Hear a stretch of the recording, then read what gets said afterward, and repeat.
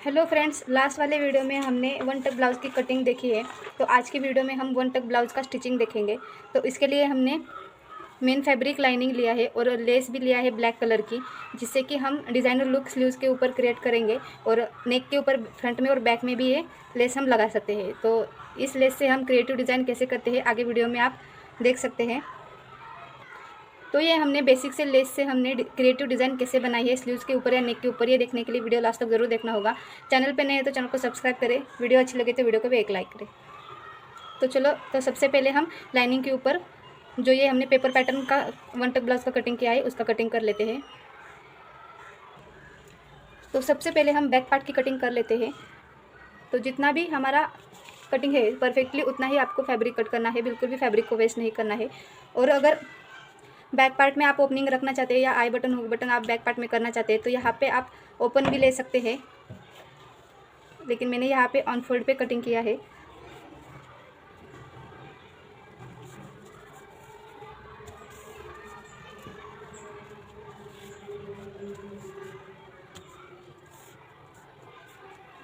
तो यहाँ पे हम बैक में ओपनिंग रखेंगे, इसके लिए मैंने यहाँ पे 1/2 इंच का मार्जिन छोड़ा हुआ है, क्योंकि हम यहाँ पे फिर स्टिचिंग में ये अंदर की तरफ फोल्ड होगा, इसलिए हमने यहाँ पे इतना मार्जिन छोड़ा है। तो आपको सबसे पहले इसको ट्रेस कर लेना है और एज इट इज़ इसको कटिंग कर लेना है। बिल्कुल भी एक्स्ट्रा मार्जिन आपको नहीं रखना है, क्योंकि जो भी एक्स्ट्रा मार्जिन है हमने यहाँ पे ऑलरेडी रखा है, तो आपको बिल्कुल भी एक्स्ट्रा मार्जिन नहीं रखना है। जितना हमने पेपर कटिंग किया है एज इट इज़ आपको लाइनिंग के ऊपर और मेन फैब्रिक के ऊपर कटिंग कर लेना है।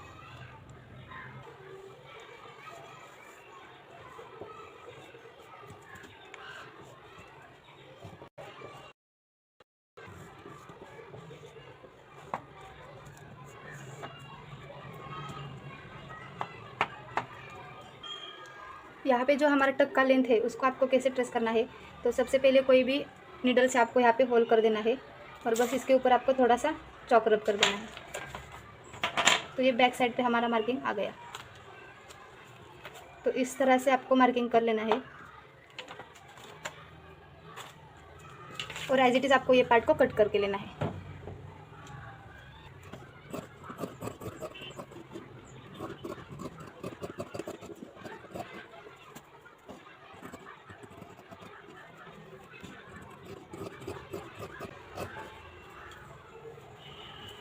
बैक पार्ट का ये हमारा कटिंग हो चुका है। एज इट इज़ आपको फ्रंट पार्ट की भी कटिंग कर लेनी है, लेकिन अगर आपके सेंटर से आपकी ओपनिंग है तो आपको एज इट इज़ इसको कट कर लेना है ऐसे स्ट्रेट रख के। लेकिन अगर आपको बैक में ओपनिंग चाहिए और फ्रंट में आपको ओपनिंग नहीं चाहिए तो फ्रंट में ये पार्ट कैसे आएगा, तो आपको जहाँ पे भी ये ऑन फोल्ड का पार्ट है वहाँ पे आपको इस तरह से इसको स्ट्रेट रखना है। तो यहाँ से थोड़ा क्रॉस आएगा तो उसको हम जब ये टक्स हम स्टिच करेंगे तब वो एडजस्ट हो जाएगा, तो उसका आपको टेंशन नहीं लेना है। ये आपको स्ट्रेट रखना है और एज इट इज़ मार्किंग करके कट कर लेना है।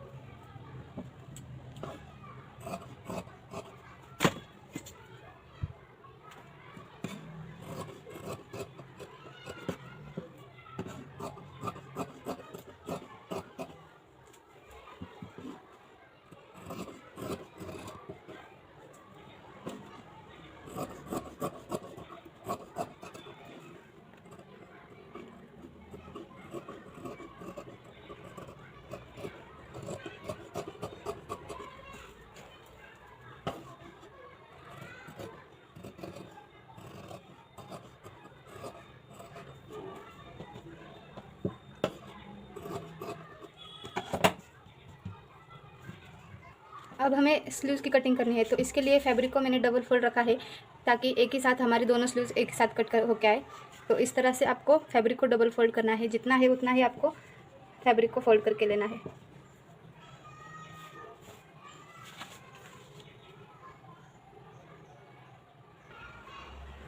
इस तरह से आपको स्लीव को रखना है और एज इट इज़ मार्किंग करके कट कर लेना है।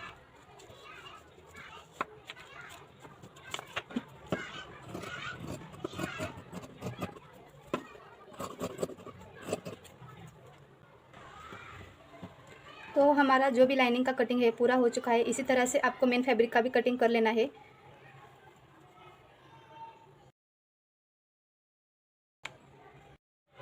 लाइनिंग के साथ साथ हमने मेन फैब्रिक की भी कटिंग कर ली है, स्लीव्स के लिए, फ्रंट और बैक पार्ट के लिए, दोनों के लिए। तो चलो अब इसकी स्टिचिंग देखते हैं। तो स्टिचिंग स्टार्ट करने से पहले अगर आप हमारे चैनल पर नए हैं तो चैनल को सब्सक्राइब करें, वीडियो अच्छी लगे तो वीडियो को भी लाइक करें। तो सबसे पहले हम स्लीव्स की फिनिशिंग कर लेते हैं। तो बॉटम की तरफ आपको right side to right side पे फैब्रिक रख के बॉटम की तरफ 0.5 सेंटीमीटर के ऊपर आपको एक स्टिच लगा देनी है। ये स्टिच लगा देने के बाद आपको फैब्रिक को ओपन करना है, मतलब कि जो भी लाइनिंग का स्लीव है और मेन फैब्रिक का जो स्लीव है उसको ओपन कर देना है और फिर से आपको प्रेस स्टिच लगा देनी है। तो इस मेथड से अगर आप स्लीव्स की फिनिशिंग करते हैं तो स्लीव्स की फिनिशिंग बहुत अच्छे से आती है स्लीव राउंड की तरफ। वैसे तो बहुत सारे स्लीव्स की फिनिशिंग के मेथड से अगर लाइनिंग वाला स्लीव्स है तो आप इस तरह से स्लीव्स की फिनिशिंग कर सकते हैं, लेकिन आपके स्लीव्स में लाइनिंग नहीं, विदाउट लाइनिंग का स्लीव्स है तो उसके लिए अलग मेथड आती है, वो कभी हम नेक्स्ट वीडियो में देखेंगे। लेकिन आज के हम इस वीडियो में कुछ इस तरह से स्लीव्स की फिनिशिंग करती है। तो इस तरह से आपको दोनों स्लीव्स की फिनिशिंग कर लेनी है।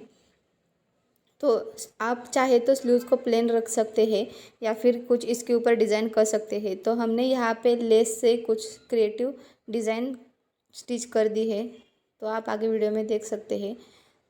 तो डिज़ाइन के लिए हमने नीचे की तरफ 4 सेंटीमीटर का गैप रखते हुए और उसी लाइन के ऊपर आपको 6 सेंटीमीटर का गैप रखते हुए मार्किंग करना है।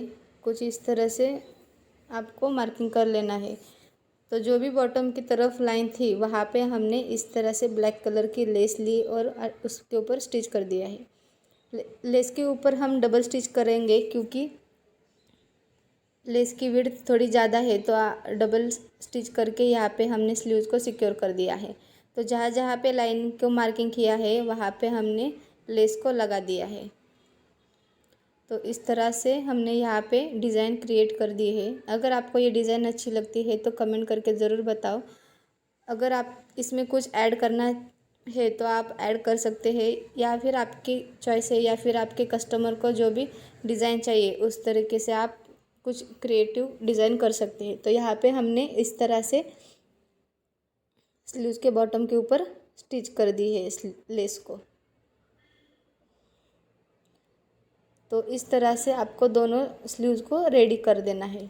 अब हम बैक पार्ट में स्टिचिंग करेंगे। बैक पार्ट की स्टिचिंग के लिए जो भी लाइनिंग का अंदर का फैब्रिक है उसको जो भी हमने टक्स का मार्किंग किया था वहाँ पे स्टिच कर देंगे। एज इट इज़ हमको लाइनिंग के फैब्रिक के ऊपर भी कर देना है। आप चाहे तो दोनों एक साथ कर सकते हैं, लाइनिंग और मेन फैब्रिक को पकड़ के, लेकिन अच्छे फिनिशिंग के लिए हमने यहाँ पे दोनों अलग अलग स्टिच कर दी है। तो आपको इस तरह से स्टिचिंग करते जाना है।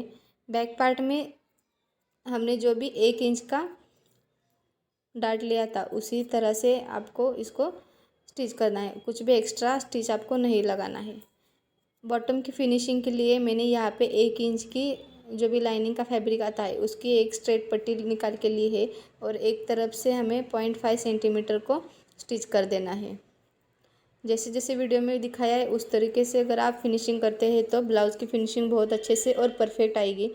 तो हमने यहाँ पे क्या किया है, जो भी लाइनिंग का अंदर का भाग है उसको अंदर डाला है और मेन फैब्रिक का पार्ट है उसको हमने मेन फैब्रिक को अंदर की तरफ डाल दिया है।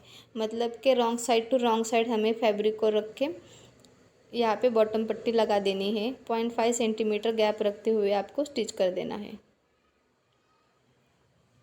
फिर से आपको ऊपर की तरफ प्रेस स्टिच लगा देनी है। हमने यहाँ पे बॉटम पे लेस लगा दी है, तो आप चाहे तो लेस लगा सकते हैं या फिर आप ऐसे ही रख सकते हैं, लेकिन फिनिशिंग की मेथड सेम है।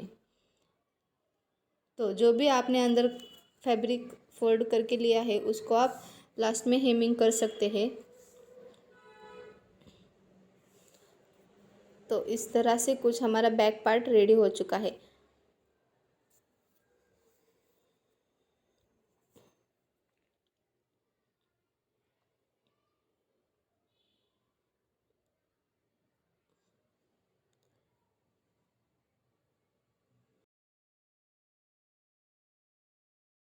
अगर आपकी बैक में ओपनिंग है तो सेंटर से आपको इस तरीके से कट कर देना है। अगर बैक में ओपनिंग नहीं है तो ऐसे ही ऑन फोल्ड रख देना है। तो आई आई बटन के लिए और हुक पट्टी के लिए आपको क्या करना है, हुक पट्टी के लिए आपको राइट साइड के ऊपर कुछ 2 इंच का आपको ऑन फोल्ड पे फैब्रिक कट कर देना है और कुछ इस तरीके से आपको स्टिच कर देना है। ऊपर की तरफ से आपको हुक पट्टी के लिए स्टिच कर देना है। आई पट्टी के लिए हम अंदर से स्टिच करते हैं, लेकिन हुक पट्टी के लिए आपको बाहर से स्टिच करना है। बाहर से स्टिच करने के बाद हुक पट्टी अंदर की तरफ जाएगी तो हुक अच्छे से लग पाएंगे। तो इसीलिए आपको इस तरीके से हुक पट्टी रेडी कर देनी है। हर ब्लाउज़ के लिए सेम मेथड है। आपका कोई भी ब्लाउज़ हो, फ्रंट में ओपनिंग हो या बैक में ओपनिंग हो, हुक पट्टी आई पट्टी की सेम मेथड आती है।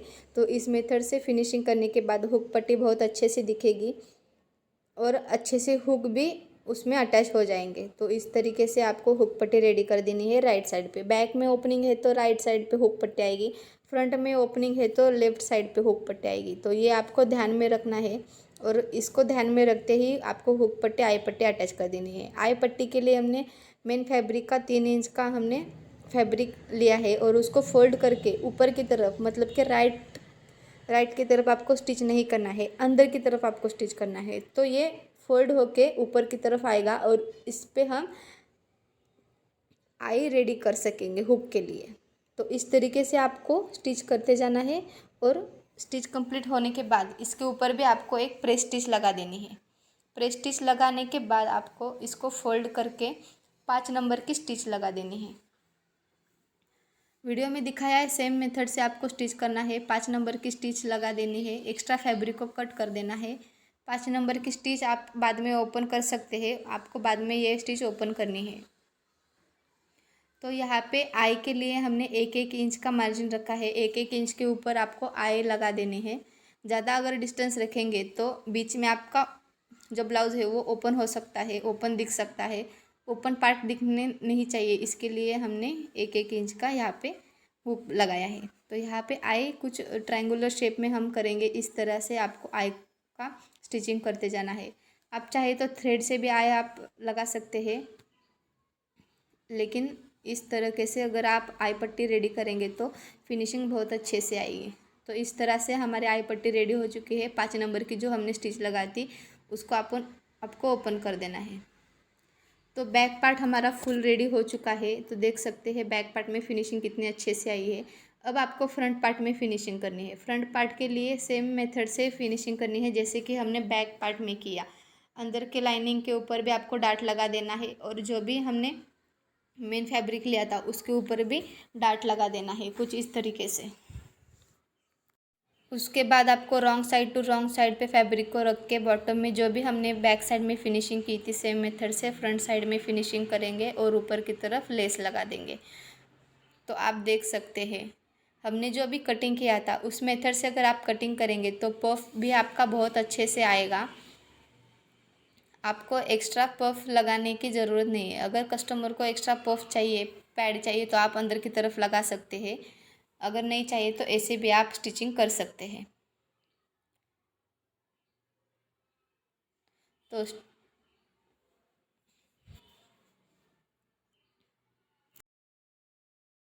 अगर आपको हमारी स्टिचिंग और कटिंग की मेथड अच्छी लगती है तो हमारे वीडियो को लाइक करें। कोई डाउट है स्टिचिंग के बारे में तो कमेंट सेक्शन में आप जाके पूछ सकते हैं या फिर इंस्टाग्राम पे डायरेक्ट डीएम कर सकते हैं। इंस्टाग्राम की लिंक बायो में दी गई है। अबाउट सेक्शन में आपको इंस्टाग्राम की लिंक मिल जाएगी, तो आप उस पर डायरेक्टली मैसेज करके कोई डाउट है तो पूछ सकते हैं। अगर आपको वीडियो अच्छी लगती है तो वीडियो को लाइक करें, चैनल पे नए हैं तो चैनल को सब्सक्राइब करें। ऐसे ही आपको नए नए डिज़ाइन और क्रिएटिव आइडिया से कैसे हम ब्लाउज़ को स्टिच करते हैं या फिर उसके ऊपर कैसे डिज़ाइन क्रिएट करते हैं वो भी आप आगे आगे देख सकते हैं। तो इसके लिए आपको हमारे चैनल को सब्सक्राइब करना होगा। तो इसके बाद आपको शोल्डर अटैच करना है। एज इट इज़ शोल्डर पे आपको स्टिच कर देनी है और नेक की फिनिशिंग शोल्डर अटैच करने के बाद होगी, तो इसको आपको ध्यान में रखना है। तो अच्छे से शोल्डर अटैच करने के बाद नेक की फिनिशिंग करते हैं तो शोल्डर में फिनिशिंग बहुत अच्छी आती है। तो इसको आपको ध्यान में रखना है। शोल्डर में भी फिनिशिंग के बहुत सारे टाइप है, वो भी हम आगे आगे देखते जाएंगे।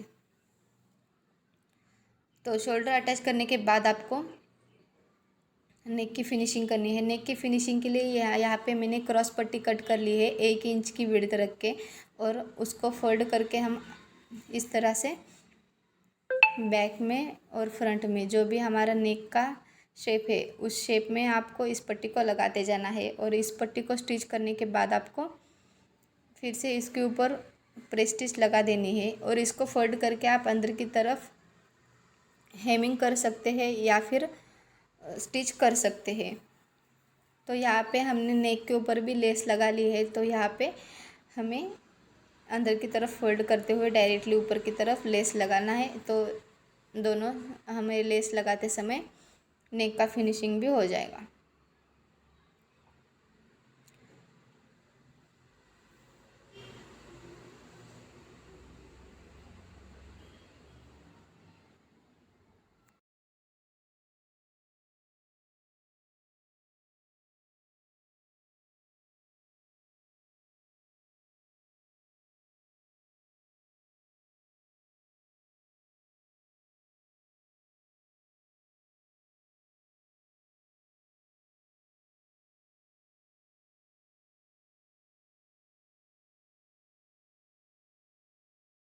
तो यहाँ पे हमने फ्रंट नेक में वी शेप का कुछ इस तरीके से शेप दिया है, तो उसके ऊपर स्ट्रेट लेस को कैसे लगाना है। तो आपको क्या करना है, जहाँ पे भी आपका वी शेप का नेक आता है, पॉइंट आता है, वहाँ पे आपको कुछ इस तरीके से लेस को फोल्ड करना है, और फिर उसके बाद आपको लेस को स्टिच करना है। इसकी वजह से जो नेक में अच्छे से फिनिशिंग आती है वो, और नेक का जो भी शेप है वो शेप में स्टिचिंग हो जाएगी। तो इसको आपको ध्यान रखना है लेस लगाते समय। अगर लेस की विड्थ कम है तो आप स्ट्रेट लगा सकते हैं, लेकिन लेस की विड्थ ज़्यादा है तो आपको इस तरीके से लेस लगाना है। कई बार क्या होता है, स्लीव्स में स्टिचिंग करने के टाइम जो भी फ्रंट पार्ट आता है स्लीव्स का वो एक ही स्लीव्स में आता है, मतलब कि एक ही साइड के आप डबल स्लीव्स कट कर देते हैं। तो ये प्रॉब्लम का आपको ध्यान में रखना है, और स्लीव्स को कट करते समय आपको कुछ इस तरीके से स्लीव्स को रखना है।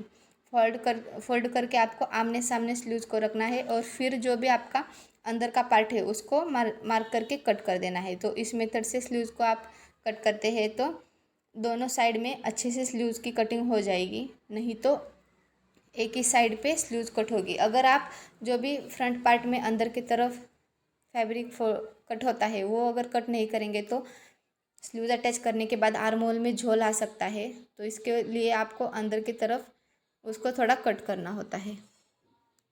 तो दोनों साइड में स्लीव्स को आपको कट करके शोल्डर में सेंटर में रख के स्टिच कर देनी है।